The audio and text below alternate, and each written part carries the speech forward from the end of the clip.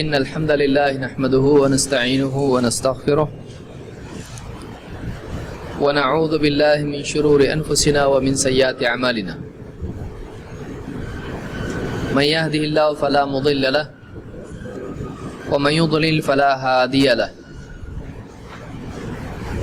وأشهد أن لا إله إلا الله وحده لا شريك له وأشهد أن محمدا عبده ورسوله أما بعد فإن خير الحديث كتاب الله وخير الهدي هدي محمد صلى الله عليه وسلم وشر الأمور محدثاتها وكل محدثة بدعة وكل بدعة ضلالة وكل ضلالة في النار. قال النبي صلى الله عليه وسلم من يرد الله به خيرا يفقه في الدين.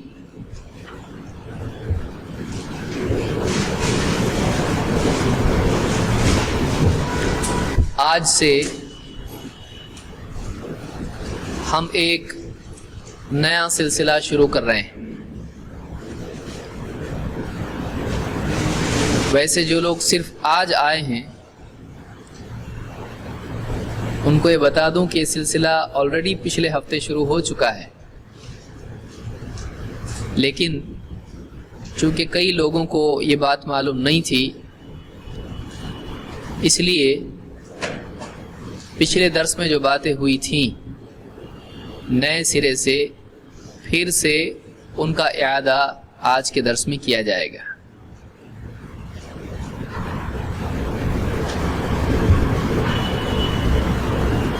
اس کورس میں ہم کیا دیکھنے والے ہیں؟ پہلے ہم کو یہ معلوم ہونا چاہیے کہ پڑھنے والے کیا ہیں. ہمارے کورس کا عنوان ہے فقہ کے بعض اصول.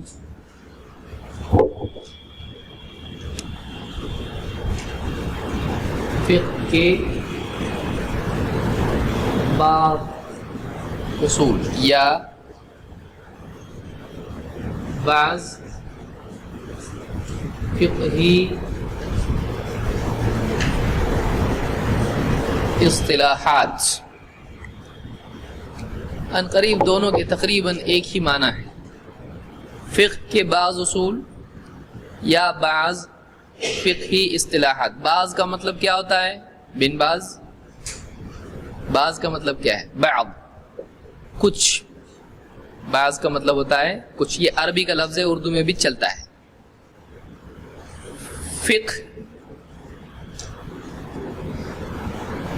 فقہ ہے یا فقہ ہے؟ ہاں دیکھیے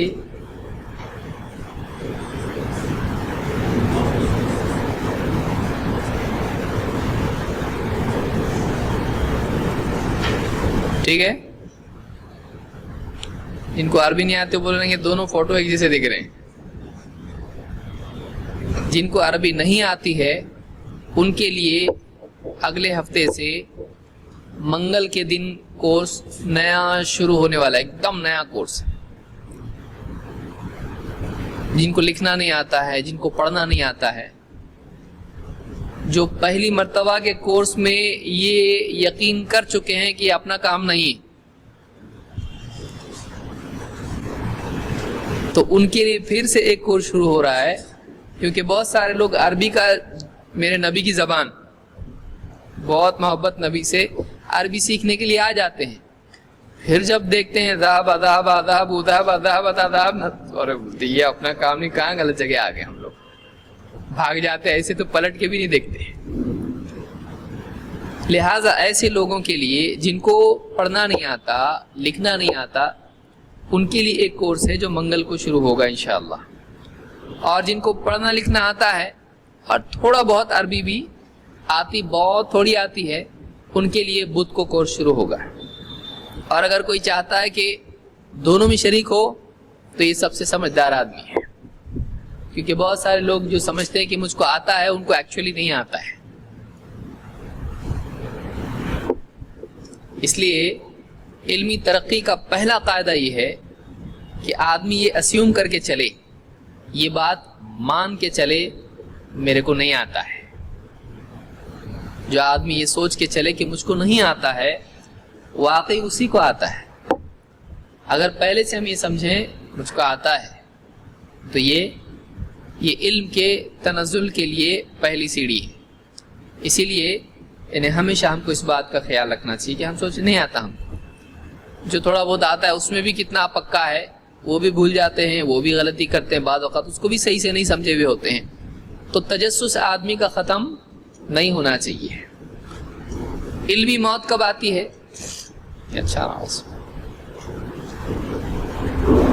علمی موت تب آتی ہے جب آدمی میں علم کی پیاس نہیں رہتی ہے.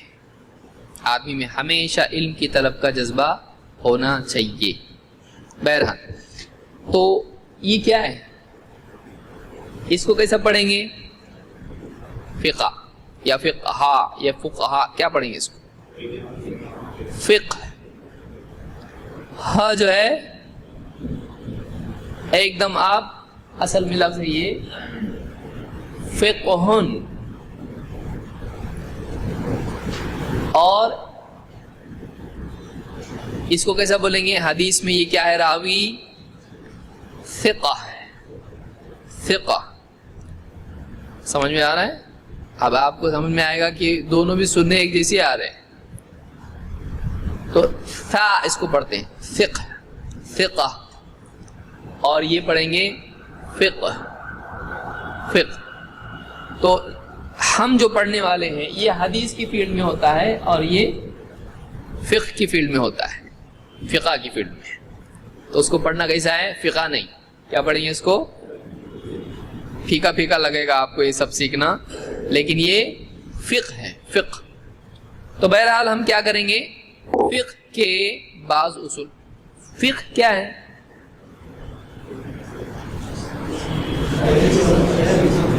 گہری سمجھ. کس چیز کی؟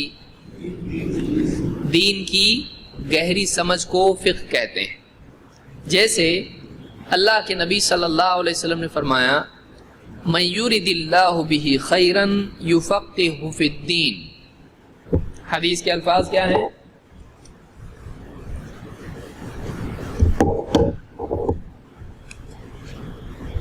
من یرد اللہ بہ خیرا یفقہہ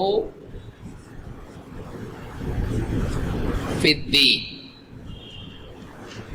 جس کے ساتھ ارادہ کرتا ہے اللہ بھلائی کا، یفقہہ اس کو گہری سمجھ دیتا ہے، فی الدین دین میں. سمپل. تو یہاں پر یہ جو لفظ آیا ہے یفقہہ، تو اس میں لفظ بنا ہوا ہے فقہ، کہ جس کے ساتھ اللہ تعالی بھلائی کا ارادہ کرتا ہے اس کو اللہ تعالیٰ کیا دیتا ہے؟ پیٹرو ڈالر، مال، جمال، اس کو دین کی گہری سمجھ عطا فرماتا ہے. یہ معلوم ہوا کہ دین میں گہری سمجھ کا ملنا انسان کو دنیاوی چیزوں کے ملنے سے زیادہ بہتر ہے. اس لیے کہ دنیاوی چیزوں پر جنت جہنم کا فیصلہ ہوتا ہے نہیں. دنیاوی چیزوں سے ایک آدمی کے پاس پیسہ آ گیا، اب اس کو معلوم پڑے گا حق کیا ہے باطل کیا ہے، لیکن اس کے پاس اگر دین کی گہری سمجھ آ جائے اب اس کو سمجھنے لگے گا صحیح کیا ہے اور غلط کیا ہے. تو زندگی میں سب سے اہم چیز یہ ہے کہ انسان کو حق اور باطل کا فرق سمجھ میں آئے. اس لیے کہ دنیا اتنی کنفیوزنگ ہے اور حق اور باطل کے اعتبار سے اتنا معاملہ پیچیدہ لگتا ہے بعض اوقات کہ کئی لوگ گمراہ ہو جاتے ہیں. کئی لوگ حق کی طلب کے باوجود گمراہ ہو جاتے ہیں. کیوں؟ اس لیے کہ ان کے پاس طلب ہے لیکن ان کے پاس صحیح سلیقہ نہیں ہے فرق کرنے کا. حق ان کے پاس آ کے سامنے سے گزر جاتا ہے، پہچان نہیں پاتے ہیں. باطل حق کے روپ میں آتا ہے، اس کو گلے لگا لیتے ہیں. تو یہ وجہ ہے کہ ایک آدمی گمراہ ہو جاتا ہے. تو یہ بات جو ہے حدیث میں آئی ہے کہ اللہ جس کے ساتھ خیر کا ارادہ کرتا ہے اس کو دین میں گہری سمجھ عطا فرماتا ہے.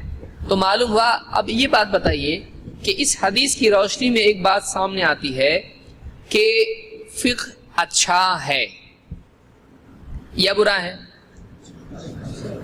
ہاں اچھا ہے. اچھا ہے. تو فقہ ایک اچھی چیز ہے. کون سا فقہ؟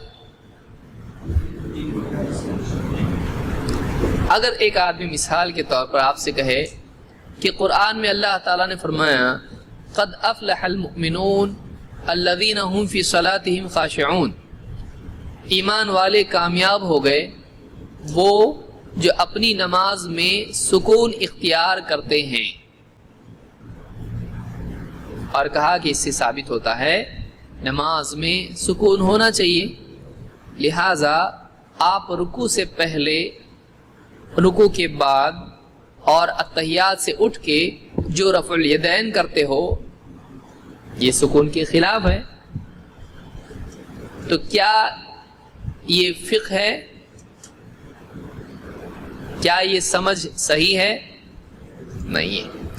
تو ایسی سمجھ جو اپنی طرف سے آدمی بنا لے، جو واقعی دلائل سے ٹکراتا ہو، تو ایسی سمجھ کا اسلام میں اعتبار ہے؟ نہیں ہے. تو کیا ہم سرے سے فقہ کا انکار کرتے ہیں؟ نہیں، سرے سے ہم فقہ کا انکار نہیں کرتے ہیں. لیکن آج فقہ کے نام پر بہت سارے مسئلے مسائل جو لوگوں نے گھڑ رکھے ہیں، جو دلیلوں سے ٹکراتے ہیں، کیا ہم اس کو فقہ مانتے ہیں؟ کیا اس کو معتبر فقہ مانتے ہیں؟ ہم اس فقہ کو قبول نہیں کرتے ہیں. تو اس کو ہم تسلیم نہیں کرتے ہیں. یعنی ایسے مسائل جو قرآن و سنت سے ٹکراتے ہیں ہمارے نزدیک وہ قابل اعتبار نہیں، دلیل نہیں. لیکن فی نفس ہی فقہ کا ہم انکار کرتے ہیں؟ نہیں، کیونکہ وہ اچھی چیز ہے، دین کی سمجھ اچھی چیز ہے. سمجھ میں آیا؟ تو اس بات کو یاد رکھیں کہ ہم آؤٹ رائٹ فقہ کو ریجیکٹ کرتے ہیں کیا؟ نہیں. ہم کس فقہ کو ریجیکٹ کرتے ہیں؟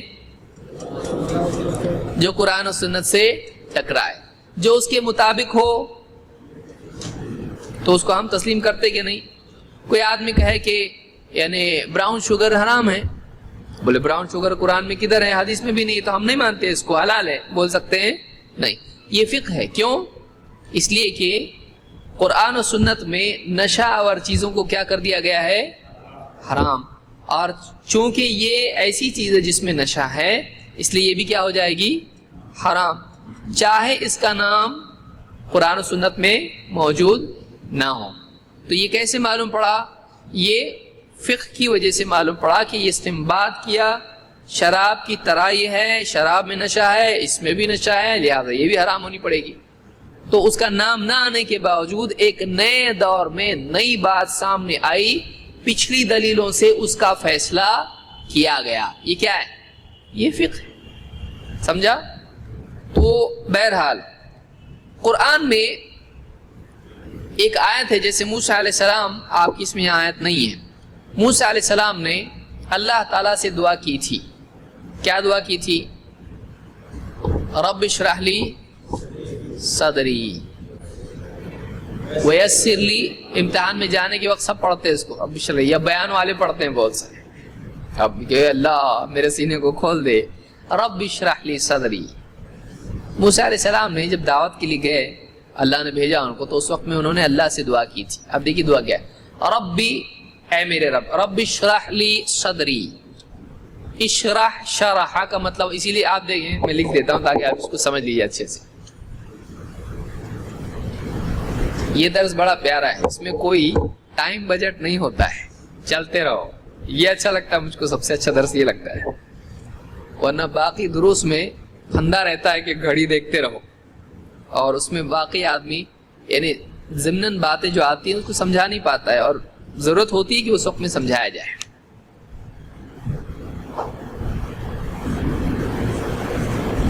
رب اشرح لی صدری ویسر لی امری واحلل عقدۃ من لسانی یفقہوا قولی واجعل لی وزیرا من اہلی ہارون اخی واشدد بہ ازری واشرکہ فی امری. آگے بھی ہے اس کے، لیکن اتنا ٹھیک ہے، آپ اتنا پکڑ کے چلتے ہیں.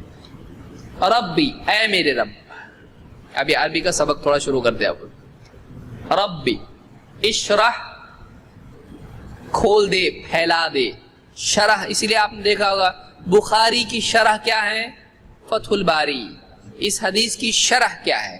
تو شرح کا مطلب کیا ہوتا ہے؟ اس کو پھیلانا، اس کو ایکسپلین کرنا، ایکسپلینیشن جس کو ہم کہتے ہیں. تشریح اسی پر سے لفظ بنا ہوا ہے. رب اشرح لی، اے میرے رب میرے لیے کھول دے، پھیلا دے. کیا؟ صدری، صدر سینے کو کہتے ہیں. میرے سینے کو میرے لیے کھول دے. جو تنگی محسوس ہو رہی ہے اللہ اس ذمہ داری کے سلسلے میں، اس تنگی کو تو ختم کر دے. وَيَسِّرْ لِي امری، یسر آسان کرنا، اور آسان کر دے میرے لیے. امری، امر معاملہ، میرے معاملے کو، میری ذمہ داری کو میرے لیے کیا کر دے. تو آسانی مانگی اللہ سے، آسانی کی دعا کی اللہ سے. اللہ میرا معاملہ آسان کر دے، میری ذمہ داری کا بوجھ میرے لیے آسان کر دے، میں ذمہ داری نبھا پاؤں، میرے لیے اس میں آسانی پیدا کر. واحلل، کھول دے. عقدتن، عقدہ گرہ، ناٹ، گانٹ. واحلل عقدتن من لسانی، میری زبان سے جو گرہ لگی ہوئی ہے اس گرہ کو کھول دے. یفقہو، یہاں پر یفقہون نہیں ہے، یفقہو ہے، تاکہ وہ سمجھیں. یفقہو اس سے جڑا ہوا ہے، تاکہ وہ سمجھیں. قولی، قول میرا، میرے قول کو. ای ای ای یہ جو آتا ہے میرے کے لیے آتا ہے. صدری یعنی میرا صدر، میرا سینہ. امری یعنی میرا معاملہ. لسانی یعنی میری زبان.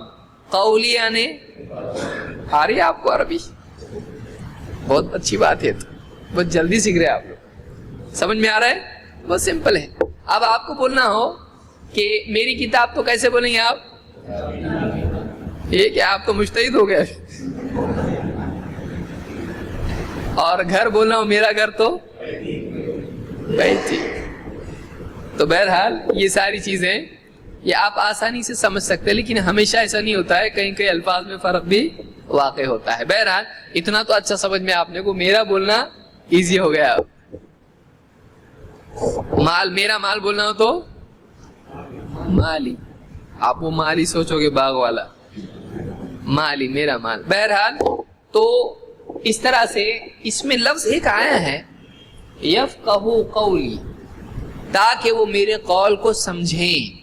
یہ بھی فقہ سے جڑا ہوا لفظ ہے، اس میں بھی سمجھنے کے معنی پائے جاتے ہیں. تو فقہ کے معنی کیا ہے؟ سمجھ. لیکن جب ہم دین کی خاص چیزوں کے بارے میں بات کرتے ہیں، دین میں مسئلے مسائل کے سلسلے میں جب بات کرتے ہیں، تو اس میں دین کی گہری سمجھ کے لیے آتا ہے. دین کی گہری سمجھ، اس کو کیا کہتے ہیں؟ فقہ. سمجھا اتنا؟ فقہ کی تعریف کیا ہے؟ اور اس سے پہلے یہ کہ فقہ کی تعریف پہلے دیکھتے ہیں، اس کے بعد ہم آگے بڑھیں گے، اصول فقہ دیکھیں گے. ہم بنیادی طور پر فقہ کے معنی سمجھ کے ہیں، اور اس کا تعلق کس سے ہے؟ دین سے. حدیث میں کیا ہے کہ من یرید اللہ بہ خیرا یفقہہ فی الدین. معلوم ہے فقہ دین میں ہونا یہ اللہ کی نعمت ہے. صحیح ہے؟ ایک آدمی کو دین کی گہری سمجھ ملنا، تو یہاں یہ بتائیے کہ فقہ کا تعلق مسئلے مسائل سے ہوتا ہے یا عقیدے سے ہوتا ہے؟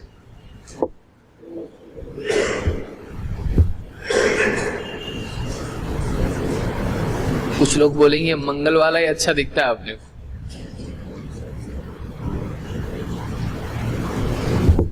سوچنے میں خرچہ نہیں آتا ہے. عقیدے سے آتا ہے یا مسئلے مسائل سے آتا ہے یا دونوں سے آتا ہے یا اور بھی کچھ ہے؟ دونوں سے ہوتا ہے. کیوں؟ عقیدے میں بھی مسئلے ہے اور مسئلے میں بھی عقیدہ ہے. عقیدے میں مسئلے صحیح بات ہے. آپ اقبال کیلانی کی کتاب دیکھیں یا علماء کی دوسری کتابیں دیکھیں, اس میں مسئلہ اور بعض اوقات عقیدے کا بھی مسئلہ. مسئلہ کا مطلب کیا ہے؟ سوال. تو سوال آپ کس بارے میں پوچھتے؟ خالی فقہ کے پوچھتے ہیں کہ حلال حرام؟ عقیدے کا بھی تو پوچھتے نا. تو مسئلہ اس کو کہا جا سکتا ہے. لیکن جو ہمارے ہاں پر جو دو تقسیم ہوئی ہے, ایک عقائد اور ایک اعمال, جیسے نماز, روزہ, حج, زکوٰۃ اور تجارت کے اصول, نکاح, طلاق اور اس کے علاوہ لین دین, جائیداد, یہ سارے عقائد کے مسائل ہیں. کیا یہ عقائد ہے نا کہ نہیں؟ پہلے تو بولو یہ عقائد ہے کہ نہیں ہے. کیا یہ عقائد ہیں؟ عقائد نہیں ہے. یہ عقائد اعتقادی مسائل نہیں ہے, یہ عملی مسائل ہیں. ان میں عمل کرنا پڑتا ہے. لیکن اللہ ایک ہے, محمد صلی اللہ علیہ وسلم اللہ کے رسول ہیں, آخرت کا دن, قیامت کا دن, اس میں کیا ہونے والا ہے, مرنے کے بعد کیا ہوتا ہے, یہ سارے کون سے معاملات مسائل ہیں؟ عقائد کے مسائل ہیں. تو فقہ کا تعلق عقائد کے معاملات سے ہے یا اعمال کے معاملات سے؟ کیسے؟ آپ کے دل میں آئے تو کچھ بھی بولو گے آپ. دونوں سے کیسے؟ کیا دلیل ہے آپ کے پاس؟ گھر پہ چھوڑ کے آیا ایسا بول سکتے آپ؟ دلیل ہے لیکن گھر پہ چھوڑ کے آیا. آپ کو معلوم ہے, ابھی آپ بولے سب, ابھی آپ سب لوگ بولے ہو دلیل اس کی. ہاں دیکھیے, بعض اوقات معلوم ہوتا ہے لیکن معلوم نہیں ہوتا ہے کہ معلوم ہے. سمجھا؟ نہیں معلوم. من یرد اللہ بہ خیرا یفقہہ فی الدین, اللہ جس کے لیے خیر کا ارادہ کرتا ہے اس کو دین کی فقہ عطا فرماتا ہے. دین میں عقائد آتے ہیں, اعمال. تو فقہ میں دونوں آئیں گے, ایک آئے گا. تو آپ کو نہیں معلوم, یہ معلوم لیکن نہیں معلوم کہ معلوم. ٹھیک ہے, تو ایک بات سمجھ میں آ گئی کہ فقہ کا تعلق عقائد سے بھی ہوتا ہے اور اعمال سے بھی ہوتا ہے. لیکن بعد کے دور میں ایسا ہو گیا کہ اسی لیے بعض علماء نے کیا کہا ہے کہ واقعی فقہ کا لفظ استعمال کرنا جو لائق ہے وہ عقیدہ کے لیے ہے. اس لیے کہ اصل سمجھ یہی ہے. اصل سمجھ دین میں کیا ہے؟ توحید کا سمجھنا اور آخرت کا سمجھنا وغیرہ وغیرہ چیزیں جو زندگی کے دین کی اہم ترین چیزیں ہیں, اس کا سمجھنا زیادہ ضروری ہے. ورنہ آدمی توحید کی بجائے شرک پر جیے اور نمازیں پڑھتا رہے, اس نے کیا سمجھا؟ سمجھ رہے ہیں؟ تو اصل فقہ جو ہے یہ کس کا ہے؟ یہ تو عقیدے میں. اسی لیے بعض علماء نے کہا الفقہ الاکبر یہ توحید ہے. توحید کیا ہے؟ الفقہ الاکبر ہے, سب سے بڑا فقہ توحید ہے. اور آپ کو دلائل سمجھنے پڑتے ہیں نا اس میں. عقیدے میں دلائل سمجھنے نہیں پڑتے ہیں. عقیدے میں آپ کو سمجھ میں آنا چاہیے کہ واقعی کیا بات ہے, اس کا کیا مطلب ہے. تو عقیدے کی جو آیتیں ہیں, جیسے آپ مثال کے طور پر آپ اس کو مثال سے سمجھو کہ قرآن میں اللہ تعالیٰ نے فرمایا بل یداہ مبسوطتان ينفق کیف یشاء, اللہ کے دونوں ہاتھ پھیلے ہوئے ہیں, جیسا چاہتا ہے خرچ کرتا ہے. بندوں پہ کون خرچ کرتا ہے رزق؟ اللہ رب العالمین. اللہ نے کیا فرمایا؟ اس کے دونوں ہاتھ پھیلے ہوئے ہیں, جیسا چاہتا ہے بندوں پر خرچ کرتا ہے. اب ایک آدمی اس سے یہ مطلب لے کہ اچھا اللہ کو بھی ہاتھ ہے تو اللہ کے ہاتھ ہماری طرح ہوں گے، تو کیا صحیح سمجھ ہے؟ لیکن اس آیت کے ساتھ ایک آدمی نے دوسری آیت جوڑی، لیس کمثلہ شیء، اللہ کی طرح کچھ بھی نہیں ہے، تو کہا کہ ہاں اللہ کے ہاتھ پھیلے ہوئے ہیں، وہ خرچ کرتا ہے بندوں پر، لیکن اللہ کے ہاتھ بندوں کی طرح نہیں ہے، کیونکہ قرآن میں اللہ نے کیا فرمایا؟ اللہ کی طرح کچھ نہیں ہے۔ تو اس کو یہ سمجھنا چاہیے کہ نہیں چاہیے؟ بہت سارے لوگ آیت پڑھتے ہیں کہ نحن اقرب الیہ من حبل الورید، کہ ہم بندے کی شہرک سے قریب ہیں، اس کو غلط طور پر سمجھتے اور یہ اس سے دلیل لیتے ہیں اللہ ہر جگہ ہے۔ وَهُوَ مَعَكُمْ أَيْنَمَا كُنْتُمْ، تم جہاں کہیں ہو اللہ تمہارے ساتھ ہے، آیت کو غلط طور سے سمجھتے ہیں اور کہتے اس سے ثابت ہوتا ہے کہ اللہ ہر جگہ ہے۔ تو اس نے اس آیت کو کیا کیا؟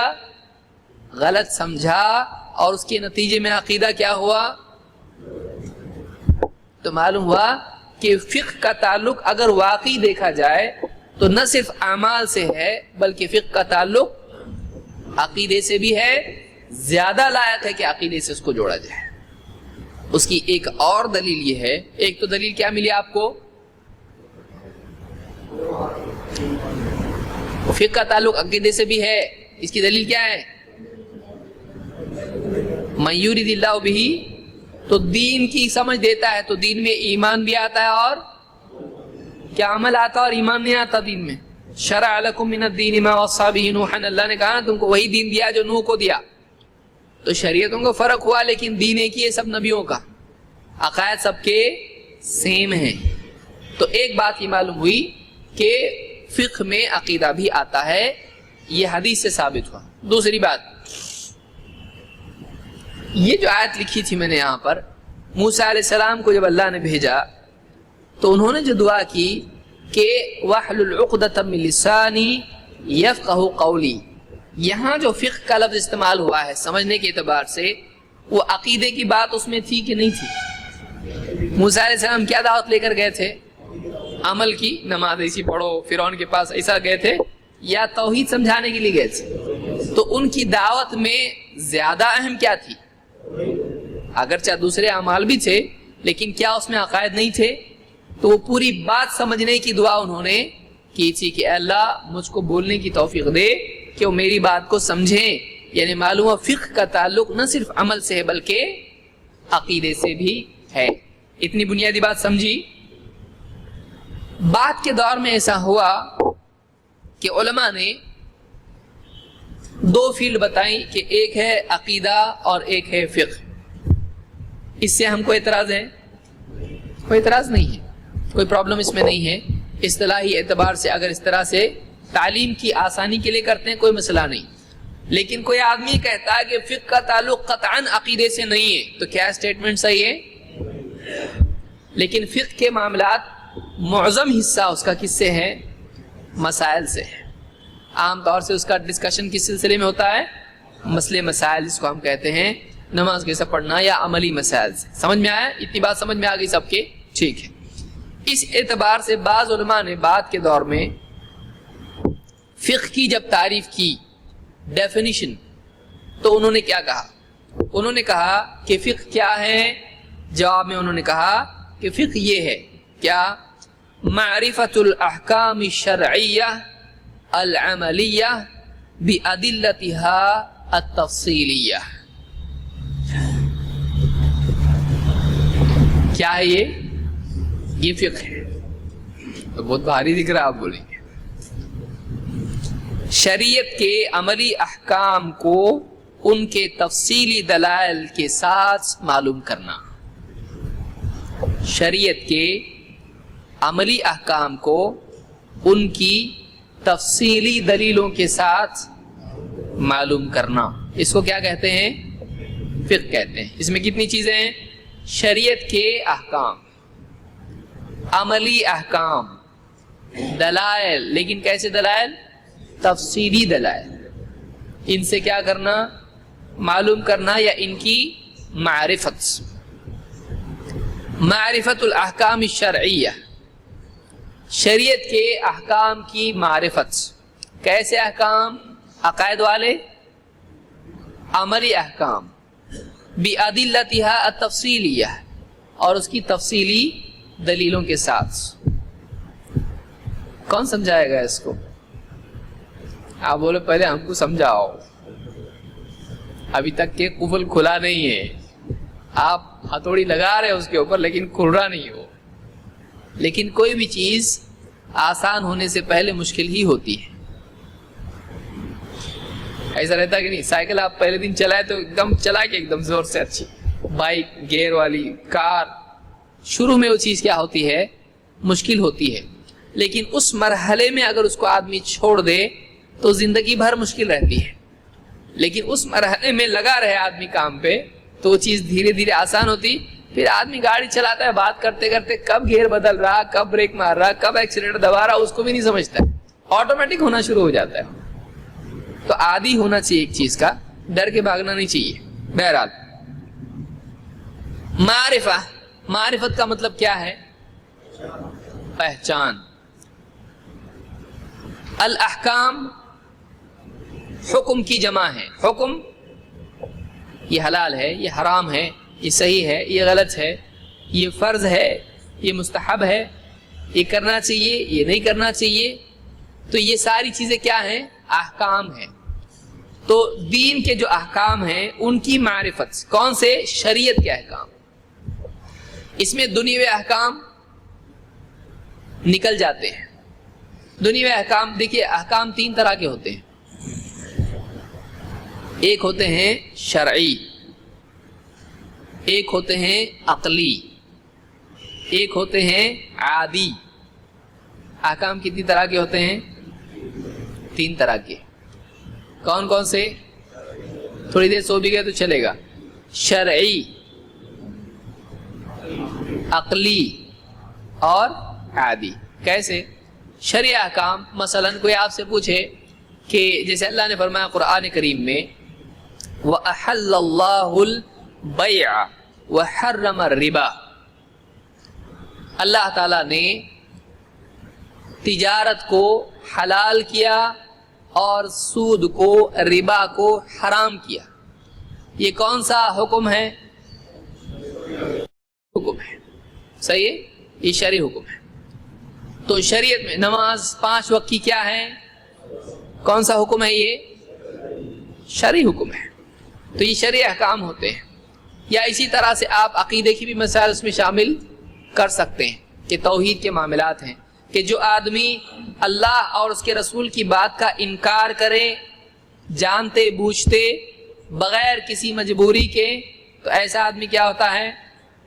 اسلام سے جانتے بوجھتے اللہ اس کے رسول کی بات کا انکار کرے، کیا ہو جائے گا؟ وہ اسلام سے خارج۔ یہ شرعی حکم ہے اس کے اوپر، ایسا آدمی کو مرتد کہتے ہیں۔ تو عقیدے کے معاملات بھی ہو سکتے ہیں اور عبادات وغیرہ کے معاملات بھی ہو سکتے ہیں۔ اللہ کی طرح کسی اور کو سمجھے دل میں جانتے بوجھتے، اللہ کے برابر دل میں کسی کو تسلیم کرے، اسلام سے خارج ہو جاتا ہے۔ تو ایسے کئی احکام ہیں جو کیا ہے؟ کون سے احکام ہیں؟ یہ شرعی، چاہے وہ عقیدے کا ہو یا عمل کا ہو۔ دوسرے احکام ہیں عقلی۔ عقلی احکام کیسے؟ مثلا اب اس کو سمجھیے، کل ہمیشہ جز سے بڑا ہوتا ہے۔ ایک روٹی آپ نے بنائی، آدھی روٹی پوری روٹی سے چھوٹی ہوگی کیا بڑی؟ بڑی ہوگی کہ چھوٹی؟ بڑی ہوگی نا؟ نہیں، ہمیشہ آدھی روٹی پوری روٹی سے چھوٹی ہوگی کیا بڑی ہوگی؟ یہ کون سا حکم ہے؟ کیا کبھی ایسا ہو سکتا ہے کہ آپ نے روٹی کے ٹکڑے کیے اور آدھی روٹی جو اصل روٹی تھی اس سے بڑی ہو گئی؟ بڑی ہوتی ہے کبھی؟ ایسی نہیں ہوتی۔ ایسی یہ اور بات ہے کہ آپ آٹا اگر گوندھ کے آپ واپس سے بڑا کرو اس کو، وہ اور بات ہے، لیکن آپ نے روٹی توڑی، کاغذ ہے مثلا آپ کے پاس جو کاغذ ہے، آپ اس کو پھاڑ کے 2 ٹکڑے کرو تو ہر ٹکڑا مین ٹکڑے سے بڑا ہوتا ہے کہ چھوٹا ہوتا ہے؟ ہمیشہ ایسے ہی ہوگا۔ سمجھ میں آ رہا ہے؟ یہ کون سے شرعی حکم ہے؟ حلال، حرام، فرض، نفل، یہ کیا ہے؟ آدمی اس کو سمجھ لیتا ہے، ایسا ہی ہوتا ہے، ایک چیز ایک ہی وقت میں غیر متحرک بھی ہو اور متحرک بھی ہو، ایسا ہوتا؟ رکی ہوئی بھی ہے اور حرکت میں بھی ہے، ہوتا کیا ایسا؟ ایک وقت میں دونوں بھی، اسٹیٹک بھی ہے اور ایکشن میں بھی، حرکت میں بھی، ایسا ہو سکتا ہے؟ تو یہ ہو ہی نہیں سکتا. تو یہ باتیں کون سی ہیں؟ عقل سے متعلق ہے. سمجھ میں آ رہا ہے؟ تو یہ چیز جو ہے یعنی عقل سے بعض چیزیں عادی ہوتی ہیں. عادی کیسے؟ مثلا آپ سمجھتے ہیں کہ دھوپ میں گرمی ہوتی ہے اور سائے میں ٹھنڈک ہوتی ہے. یہ آپ سمجھتے ہیں. آپ دھوپ سے اگر سائے میں چلے جائیں تو آپ کو ٹھنڈک محسوس ہوتی ہے. یہ کیا ہے؟ شرعی حکم ہے، قرآن میں آیا، حدیث میں. ایسا کچھ ہے کہ اس پہ فرض اور نفل کا معاملہ ہے؟ کچھ نہیں. یہ عادی ہے. عادی کیسے معلوم ہوتا ہے؟ آپ کو تجربے سے معلوم ہوتا ہے. سمجھ میں آیا کہ بدن اگر گرم ہو تو اس بات کی علامت ہوتی ہے کہ اس کو بخار ہے. آپ پہچانتے کہ نہیں پہچانتے؟ بچے کو کیا دیکھتے آپ؟ دیکھتے ہیں اس کا بدن گرم ہے تو اس کو کیا ہو سکتا ہے؟ میکسیمم چانسز ہے کہ اس کو کیا ہوگا؟ بخار ہوگا. تو یہ کیا کون سے امور ہیں؟ یہ امور عادی امور میں سے ہے. یہ عادی ہے. تو امور تین قسم کے ہوتے ہیں. ایک ہوتے ہیں شرعی امور، دوسرے ہوتے ہیں عقلی، اور تیسرے ہوتے ہیں عادی. تو یہاں پر ہم کس بارے میں گفتگو کر رہے ہیں؟ ہم اس میں بولیں گے کہ دھوپ کیسی ہوتی ہے، سورج کیسا ہوتا ہے، چاند کیسا، اس بارے میں ہم کو بات نہیں کرنا ہے. نہ عقلی امور پہ ہم بات کریں گے کہ ایک اور ایک تین ہوتے ہیں، بولیں گے ہم. یہاں پہ کوئی آدمی بولتا ہے اس کو ایک اور ایک کتنے ہوتے ہیں؟ دو ہی ہوتے ہیں. تو یہ حساب کے امور ہیں، یہ میتھمیٹکس کے امور ہیں. تو یہاں پر جو تعریف ہے اس کی، معرفت الاحکام الشرعیہ، شرعی احکام کی معرفت. تو فقہ میں کون سے احکام آئیں گے؟ باقی سب ہم لوگ دیکھیں گے. چاند کے بارے میں، سورج کے بارے میں، حساب کے بارے میں وغیرہ وغیرہ ہم نہیں دیکھیں گے. ہم صرف دیکھیں گے شریعت کے احکام. العملیہ، عملی احکام. اس سے عقیدے کے احکام ہم اس میں لیں گے. وہ ہم الگ، عقائد کی کتابیں علماء نے الگ سے لکھی اور بعد کے دور میں فقہ کی کتابیں الگ سے لکھی گئی. کبھی کبھی اس میں وہ بات آ جاتی ہے، اس میں یہ بات آ جاتی ہے. لیکن لوگوں کی سہولت کے لیے علماء نے کیا کیا؟ عقائد کی کتاب الگ رکھی اور احکام کی یا مسائل کی کتابیں یا فقہ کی کتابیں الگ رکھی. حدیث کی کتابوں میں بھی دو طرح کی کتابیں آپ کو ملیں گی. ایک وہ کتابیں جس میں دونوں جمع ہو جاتے ہیں، اور ایک وہ کتابیں جن میں دونوں الگ ہو جاتے ہیں. مثال دے سکتے ہیں آپ؟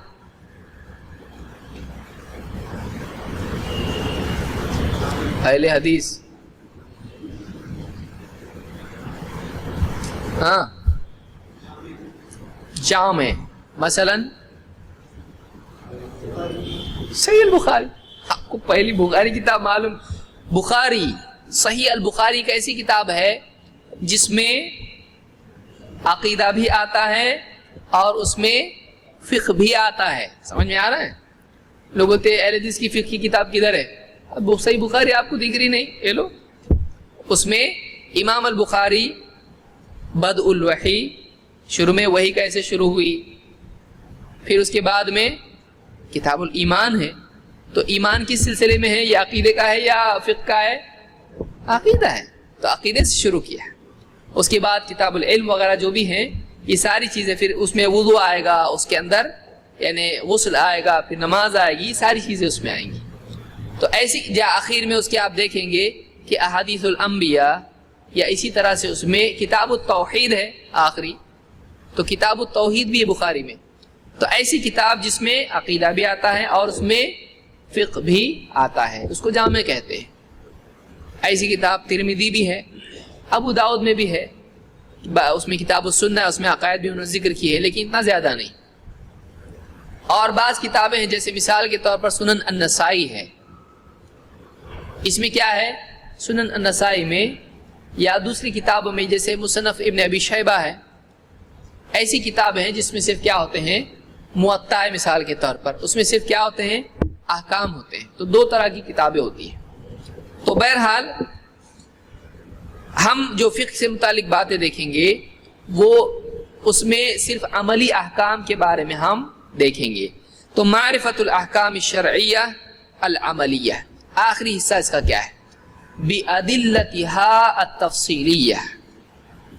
ادلہ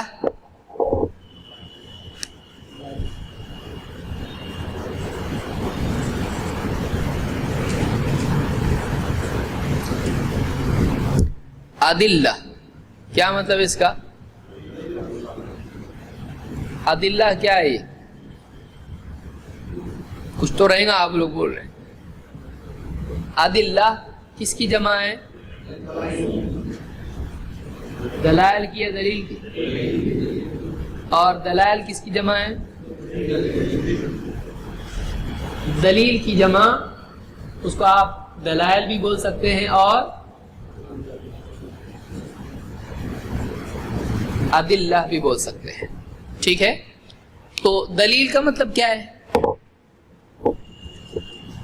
آپ تو کتنا ستاتے علماء کو. دلیل تو دلیل کا مطلب کیا ہے؟ ایویڈنس. لغت میں دلیل کو دلیل کیوں بولتے ہیں؟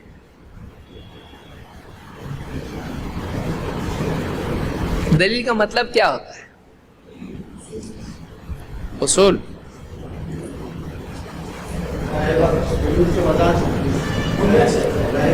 دلیل ہاں.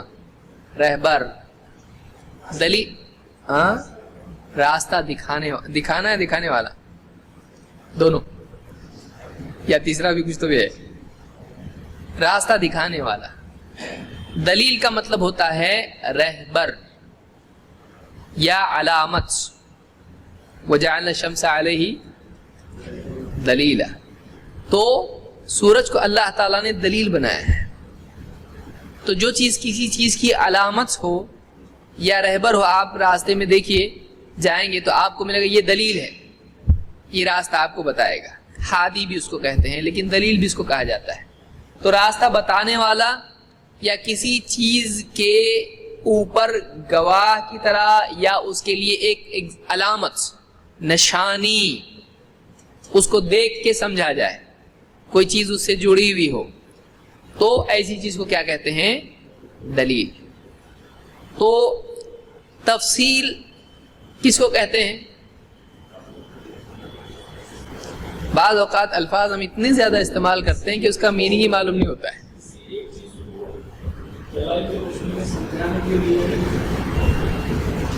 تفصیل چاہیے اس کو تفصیل بولتے ہیں. تفصیل کس کو بولتے ہیں؟ کھول کر بیان کرنا.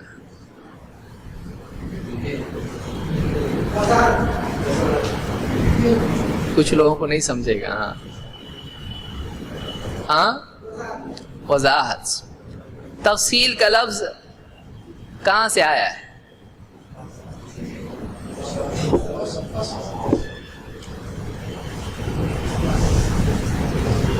قیامت کے دن کے ناموں میں سے ایک نام کیا ہے؟ تو بہت معلوم ہے.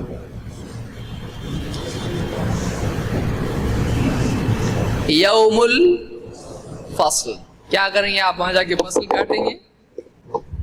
فصل کیوں بولتے ہیں اس کو؟ فصل آپ بولتے کتنا فاصلہ ہے؟ ڈسٹنس، الگ ہونے کے اعتبار سے لفظ ہے. تو فصل کا مطلب ہوتا ہے الگ کرنا. الگ کرنا، فصل یعنی الگ الگ. یوم الفصل اس کو اس لیے بولتے ہیں کہ اس دن اچھے اور برے کیا کر دیے جائیں گے؟ الگ. تو اچھے اور برے، صحیح اور غلط، حق اور باطل میں فرق کرنا یا چیزوں کو ان کی کیٹیگری کے اعتبار سے الگ الگ کرنا، تو اس اعتبار سے کیا کہتے ہیں اس کو؟ تفصیل. تفصیل پھیلانا، الگ الگ کرنا، ڈیٹیل جس کو ہم بولتے ہیں. تو تفصیل اس معنی میں بھی استعمال ہوتا ہے. تو واقعی تفصیل کیا ہے؟ الگ الگ کر. فصلہ سے ہے، فصلناہ تفصیلا قرآن میں آیا ہے. تو چیزوں کو الگ الگ کرنا اور ان کو پھیلانا اور اس طرح سے ڈیٹیل ان کی کرنا، ایک ساتھ سب جڑے ہوئے ہوں تو اس کو پھیلا دینا، اس کو تفصیل کہتے ہیں. اور ہمارے یہاں پر بہت لمبا کرنا اس کو بھی کیا بولتے ہیں؟ بہت تفصیل سے سمجھایا، سر دکھ رہا ہے اتنا، ایک بات کو اتنا لمبا کیے یہاں پہ. تو یہ تفصیل اس کو بھی بولتے ہیں، ڈیٹیل کو جس کو ہم بولیں گے. تو اس کا الٹا، اس کا بالعکس کیا ہے؟ اختصار اور تفصیل. تو معرفت الاحکام الشرعیہ العملیہ بادلتها التفصیلیہ، تفصیلی دلائل. تفصیل کے بالعکس استعمال ہوتا ہے اجمال اور تفصیل. اب اس کو اچھی طرح سے سمجھ لیجیے. دو چیزیں ہیں، ابھی میں دو جملے بول رہا ہوں. اللہ تعالیٰ قرآن کریم میں فرماتا ہے وَأَحَلَّ اللَّهُ الْبَيْعَ وَحَرَّمَ الرِّبَا. اللہ تعالیٰ نے تجارت کو حلال کیا اور ربا کو حرام کر دیا. اب آپ اس کے بعد کیا نتیجہ لوگے؟ تجارت کر سکتے ہیں وہ حلال ہے، اور ربا لے سکتے ہیں، دے سکتے ہیں نہیں، وہ کیا ہے؟ تو اللہ نے ربا ہی کو حرام کیا تو لینا دینا دونوں حرام ہو جائے گا. تو ربا کیا ہو گئی؟ حرام. تو کیا ایگزیکٹ مسئلے میں ایگزیکٹ دلیل ہے یا نہیں ہے؟ یہ اجمال ہے. سود کے بارے میں آپ سے پوچھے، آپ یہ دلیل دے دیے تو اس میں اجمال ہے کچھ؟ سود حرام آپ بول دیے، دلیل میں آپ نے کہا وحرم الربا، ربا حرام، تو کیا ایگزیکٹ دلیل نہیں ہے؟ یہ ایگزیکٹ دلیل ہے. لیکن اب آپ کسی چیز کے بارے میں یہ آپ کو کہنا ہے کہ جس بات سے اللہ کے نبی، جس بات کا حکم اللہ کے نبی صلی اللہ علیہ وسلم دیں، اس کا نہ کرنا گناہ ہے، اس کا کرنا لازم ہے. یہ تفصیلی بات ہے یا اجمالی ہے؟ کیوں؟ سمجھ میں آ رہا ہے؟ ایک بات ہے کہ سود لینا دینا کیا ہے؟ گناہ ہے. دلیل وحرم الربا، صاف ستھری دلیل ہے اس کے لیے، لہذا یہ حرام ہے. تو حرام کا لینا دینا سب کیا ہو جائے گا؟ حرام ہو جائے گا. اور یہاں ہم کیا کہہ رہے ہیں کہ جس چیز سے اللہ کے نبی صلی اللہ علیہ وسلم نے منع کیا اس سے رکنا لازم ہے، نہیں رکتا ہے تو گناہگار ہوگا. یہ تفصیلی بات ہے یا اجمالی ہے؟ یہ اجمالی ہے. کیوں اجمالی ہے؟ اس لیے کہ اس میں پرٹیکولر کسی چیز کا نام نہیں آ رہا ہے. سمجھ میں آ رہا ہے؟ تو فقہ میں یہ آتا ہے، اصول الفقہ میں وہ آتا ہے. سمجھ میں آ رہا ہے؟ ابھی فقہ میں تفصیلی دلائل آتے ہیں، لیکن اصول الفقہ میں اجمالی باتیں آتی ہیں کہ اگر رسول نے حکم دیا لازم، منع کیا حرام، تو یہ جو باتیں آتی ہیں وہ اصول الفقہ میں آتی ہیں، کیونکہ وہ اصول ہیں، وہ کسی بھی چیز پر فٹ ہو سکتے ہیں، ان میں کسی ایک چیز کا نام نہیں ہوتا ہے، وہ ایک جنرل رول ہوتے ہیں. لیکن فقہ میں کیا ہوتا ہے؟ فقہ میں مختلف مسائل ہوتے ہیں، نماز، روزہ، حج، زکوٰۃ، تجارت. کسی پرٹیکولر مسئلے کے بارے میں دلیل ہوتی ہے، صحیح ہے، غلط ہے، حلال ہے، حرام ہے. اس دلیل کے ساتھ اس مسئلے کو جاننے کا نام فقہ ہے. سمجھا؟ نہیں نا؟ کسی بھی چیز کے بارے میں وہ جائز ہے، ناجائز ہے، صحیح ہے، غلط ہے، اس کا دین میں کیا مقام ہے، اس کی کوئی دلیل ہوتی ہے قرآن و سنت کی، اس دلیل سے وہ چیز ثابت ہو جاتی ہے. اس دلیل کے ساتھ اس بات کو جاننے کا نام فقہ ہے. سمجھا؟ جیسے میں نے ایک مثال دی، یعنی نماز فرض ہے، روزہ فرض ہے. کتب علیکم الصیام، اللہ نے کیا کہا؟ تم پر روزے لکھ دیے گئے، یعنی فرض کر دیے گئے. تو اس سے کیا ہو گئے روزے؟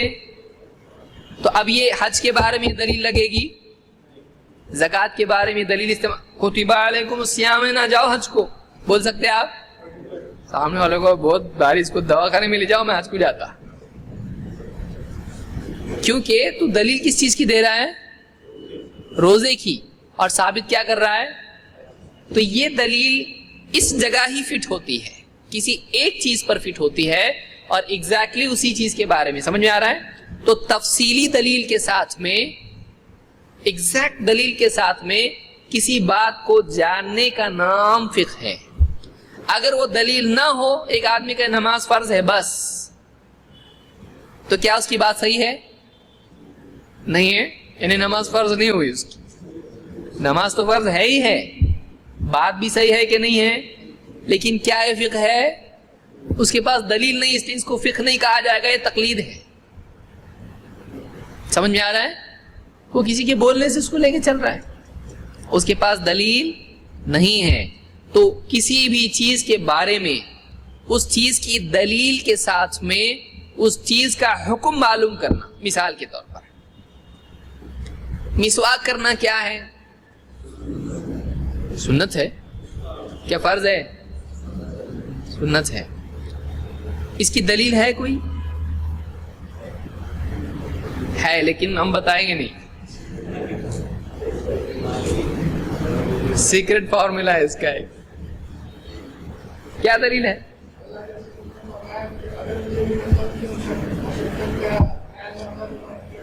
بالکل صحیح. لولا ان اشق علی امتی لامرتهم بالسواک عند كل صلاۃ. بخاری وغیرہ نے اس کو روایت کیا ہے. اگر مجھے اپنی امت پر مشقت کا، تنگی کا، تکلیف کا ڈر نہیں ہوتا تو میں انہیں ہر نماز کے وقت مسواک کا حکم دیتا. حکم دیتا. کیوں نہیں دیے؟ کیا تکلیف ہوگی؟ مسواک میں کچھ پوائزن ہے؟ کیا ہے؟ بار بار نہیں، کب حکم دیتا کہ کب کرو؟ تو یہ تنگی ان کے لیے ہو جائے گی، وہ ہر نماز کے وقت کر پائیں گے، اور نہیں کر پائے تو کیا ہو جائے گا؟ لہذا میں حکم ان کو. لیکن وہ چیز اہم ہے، ثابت ہوئی. کیوں؟ آپ صلی اللہ علیہ وسلم کیا کرتے تھے؟ مسواک کرتے تھے. جب بھی گھر میں آتے پہلی چیز کیا کرتے تھے؟ مسواک. رات میں اٹھتے تھے سب سے پہلی چیز کیا کرتے تھے؟ یعنی نبی کا عمل ہے، لیکن آپ نے حکم دینے سے پرہیز کیا. کیوں؟ تاکہ یہ فرض نہ ہو جائے. فرض ہو گیا تو کر نہیں پائیں گے، کر نہیں پائیں گے تو گناہگار ہو جائیں گے. لہذا وہ فرض نہیں ہے، اور وہ کیا ہے؟ سنت ہے، کیونکہ آپ کرتے تھے. سمجھا؟ اب یہ اس سے نماز فرض ہے ثابت ہو سکتی نہیں. یہ کس بارے میں ہے؟ صرف. تو اس دلیل کے ساتھ جب ہم نے کہا مسواک کرنا سنت ہے، دلیل یہ ہے، تو اب ہم نے کیا کیا؟ مسواک کا حکم فرض ہے، سنت ہے، کیا معلوم پڑا ہم کو، اور اس کی دلیل ہے. تو دلیل کے ساتھ جب کسی چیز کا حکم، کسی چیز کے پرٹیکولر کسی چیز کے بارے میں حکم ہم کو معلوم ہو تو اس علم کو فقہ کہتے ہیں. سمجھا؟ نہیں سمجھا؟ واپس سمجھانے کے ڈر سے بول رہے آپ اللہ کے گھر میں بیٹھے ہوئے. اب پھر سمجھاتا کہ کیا ہے معلوم نہیں، پیچھا ہی چھوڑ رہا نہیں. تو گھر کو جا کے کھانا ہے اچھے سے، اور فون آیا بریانی بنی کہاں ہے. تو اجمالی اور تفصیلی کا فرق یاد رکھیں کہ کسی ایک چیز کے بارے میں ہوتا ہے. لیکن اب ہم نے یہاں پر جو دیکھا کہ رسول کا حکم ماننا ضروری ہے، تو کون سا حکم؟ کوئی بھی حکم. اب اس کی دلیل کیا ہے؟ اب اللہ نے فرمایا فَلْيَحْذَرِ الَّذِينَ يُخَالِفُونَ عَنْ أَمْرِهِ أَن تُصِيبَهُمْ فِتْنَةٌ أَوْ يُصِيبَهُمْ عَذَابٌ أَلِيمٌ. جو لوگ اس رسول کے حکم کی مخالفت کرتے ہیں وہ اس بات سے ڈریں کہیں ان پر فتنہ نہ آ جائے، کہیں یہ فتنے میں مبتلا نہ ہو جائیں، کہیں ان پر عذاب نہ آ جائے. تو اس سے کیا معلوم ہوا؟ رسول کا حکم ماننا لازم ہے. نہیں مانے تو کیا ہوگا؟ رسول کے حکم کی مخالفت کیے تو عذاب آئے گا. کون سا حکم؟ کوئی حکم اس میں آیا ہے؟ تو اس سے ایک اصول معلوم ہوا کہ جس چیز کا رسول حکم دے دے وہ لازم ہو جاتا ہے. یہ اجمالی ہے, سمجھا؟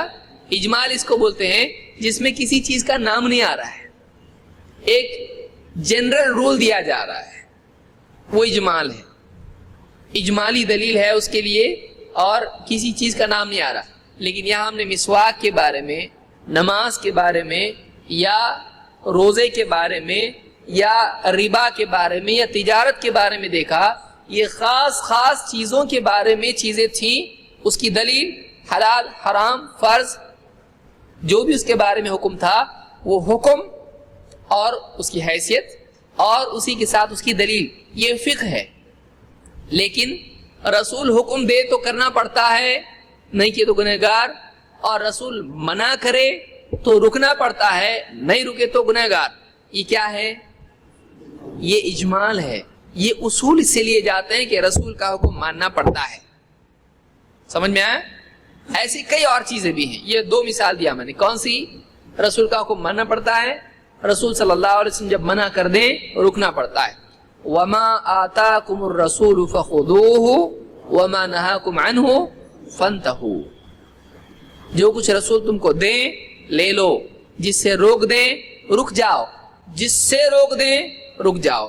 تو معلوم ہوا کہ رسول نے منع کیا تو رکنا ہے, وہ منع ہے وہ حرام ہے. تو یہ کیا ہوئی؟ اجمالی دلیل ہوئی. تو اصول فقہ کس سے ڈیل کرتا ہے؟ اجمالی دلیلوں سے. اور فقہ کس سے تعلق رکھتا ہے؟ تفصیلی دلیلوں سے. سمجھا؟ اسی لیے اصول الفقہ کی کتابیں الگ ہیں اور فقہ کی کتابیں الگ ہیں. تھوڑا ٹائم لگے گا اس کو, لیکن سمجھے گا. جو لوگ پلین چلاتے ہیں وہ پیدائشی چلاتے ہوئے آتے پلین, آپ کو بولیں گے چلا سکتے آپ؟ نہیں. لیکن آپ کو اگر سکھایا جائے, کئی سال کی ٹریننگ آپ کو دی جائے, آپ نہیں چلا سکتے؟ چلا سکتے. کہ نہیں چلا سکتے؟ چلا سکتے. سیکھنے کے بعد سب آتا ہے. اسی لیے اللہ کے نبی صلی اللہ علیہ وسلم کی ایک حدیث ہے, آپ نے فرمایا انما العلم بالتعلم. علم سیکھنے سے آتا ہے. جو سیکھنے کا عمل کرے گا اس کو علم بھی آئے گا, چاہے وہ دنیا کا ہو یا دین کا ہو. تو علم سیکھنے سے آ جاتا ہے. آدمی سیکھنے کی کوشش کرے علم آ جائے گا. اللہ سے دعا کرنا چاہیے اللہ ہمارے علم میں برکت عطا فرمائے. تو ہم نے دو باتیں آج دیکھی کہ ایک ہے اجمالی دلائل اور ایک ہے تفصیلی. تو فقہ کا تعلق تفصیلی سے ہے یا اجمالی سے ہے؟ تفصیلی سے. اور اصول الفقہ کا تعلق کس سے ہے؟ وہ کسی خاص مسئلے سے بحث نہیں کرتا. اصول الفقہ وہ جنرل رول بتا دیتا ہے, یہ ایسا کیے تو فرض ہوتا ہے, کیا فرض ہے کیا فرض نہیں ہے, یہ اصول فقہ میں آئے گا یا فقہ میں آئے گا؟ Simple questions. اب اس کو ہم تھوڑا اور سمجھنے کی کوشش کرتے ہیں کہ کیا فرض ہے کیا فرض نہیں ہے, کون سی چیز دین میں فرض ہے, اس کا تعلق فقہ سے یا اصول فقہ سے ہے. اور ایک چیز فرض کب ہوتی ہے, اس کا تعلق فقہ سے ہے یا اصول فقہ سے. سمجھا؟ کون سی چیز ناسخ ہے, کون سی چیز منسوخ ہے, کون سی چیز ناسخ ہے, اس کا تعلق کس سے ہے؟ کوئی چیز منسوخ کب ہوتی ہے, اس کا تعلق کس سے ہے؟ اصول فقہ. کس چیز پر اجماع ہو چکا ہے, اس کا تعلق کس سے ہے؟ اجماع کب ہوتا ہے, اجماع کس کو کہتے ہیں, اس کا تعلق کس سے ہے؟ اصول فقہ سے. سمجھ میں آئے؟ کیا چیز مطلق ہے, کیا چیز یعنی مقید ہے, اس کا تعلق کس سے ہوتا ہے؟ ابھی آپ کو پہلے بولیں گے آپ مطلق کس کو بولتے ہیں, مقید ہی نہیں معلوم تو ہم بولیں گے کیا. تو یہ کہاں آتا ہے؟ یہ اصول فقہ میں آتا ہے. مختلف دلیلوں سے کیسے فیصلہ لیا جاتا ہے, یہ اصول الفقہ میں ہوتا ہے کہ اس کے کیا رولز ہیں, اس کے کیا رول ہیں, اصول ہیں, اور کیا مسئلہ اس کا سٹینڈ اسلام میں کیا ہے.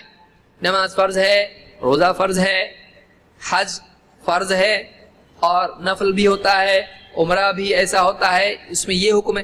مستقل چیزوں کے بارے میں ایک ایک چیز کی حیثیت بتانا یہ فقہ میں ہوتا ہے.